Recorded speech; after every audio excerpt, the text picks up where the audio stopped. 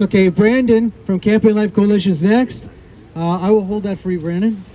Take your sign. You can move. You're using the sign as backdrop. Fine.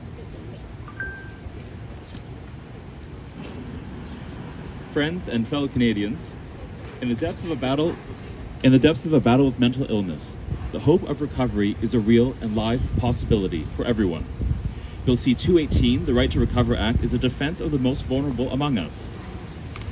If parliamentarians do not act, by March 2027, seeking support in a mental health crisis will no longer be a cry for help, but a clinical factor for MAID assessment, and an illness for which the prescription is state-facilitated death. As a country, we heavily invest in suicide prevention, training professionals to pull people back from the brink. But with the scheduled 2027 expansion of MAID, the government is preparing to offer those same people death rather than hope. As a Christian, I believe that every human life is a sacred gift from our Creator. Amen. Made in His image, our worth is not a result of our health or our autonomy. It is an inherent dignity that remains absolute, even in seasons of mental distress or deep loneliness and isolation. Our faith is hollow if not expressed through tangible action for those in need. As Canadians, we sing a national anthem where we ask God to keep our land glorious and free. But true liberty is not the power to do whatever it is that we want. It is the right to be able to do that which we ought. And that which we ought to do is to provide care for the sick and support for the isolated, rather than killing them with lethal injection. We are told that safeguards will protect the vulnerable, but the evidence shows a system already in crisis. Consider the tragic accounts recently shared by our parliament, in our parliament, by MP Tamara Jansen. Bill, whose medical team said he lacked the capacity to make major decisions, was shook awake while heavily sedated. A faint motion of his lips was interpreted as consent to end his life the very same day. Margaret explicitly requested palliative care, yet because she could not access a hospice bed and her caregiver was exhausted, she was pushed through a same-day assessment for MAID.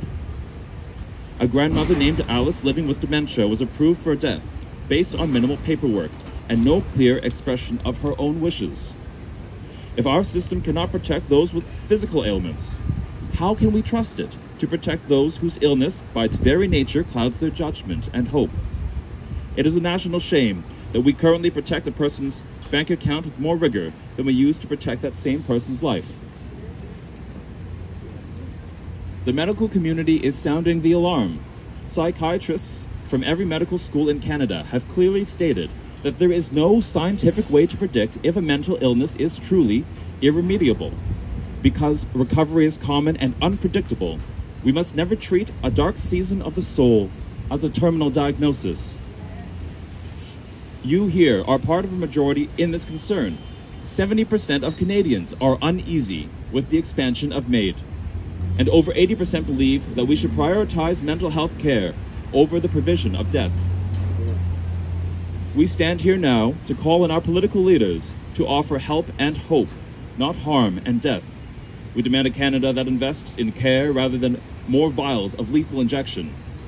I urge you, my fellow Canadians, to stand on guard for the vulnerable.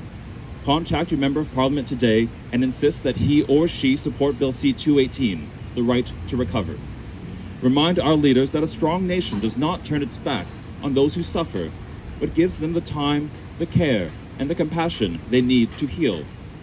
We stand here today in the rain to offer hope, to affirm the right to recover, and to defend the vulnerable and to choose life. Thank you.